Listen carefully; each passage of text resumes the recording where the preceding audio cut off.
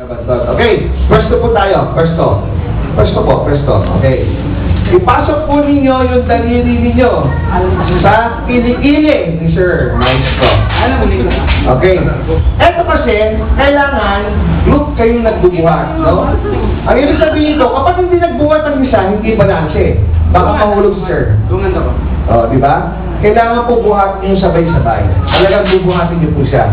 Kasi kapag hindi niyo binuhat sabay-sabay, tatagilid siya. Okay? So, ipasok niyo na po yung daliri ninyo sa kilikili. At yan po sa ano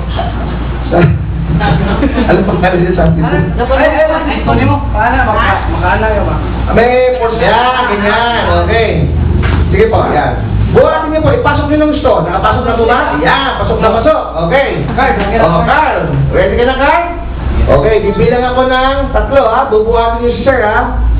At the count of 3, sabay-sabay kayo magbubuhat. Ready? Walang sumasagot. Ready? Yes! Okay. 1, 2, 3, buhat! Ayan!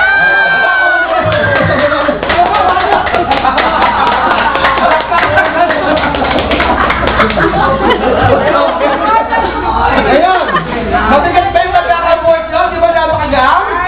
Okay, very good. Palakpakan sa mga live. Okay. Invite ko. Magkakalang ka na. Okay. Hindi lang po yung alay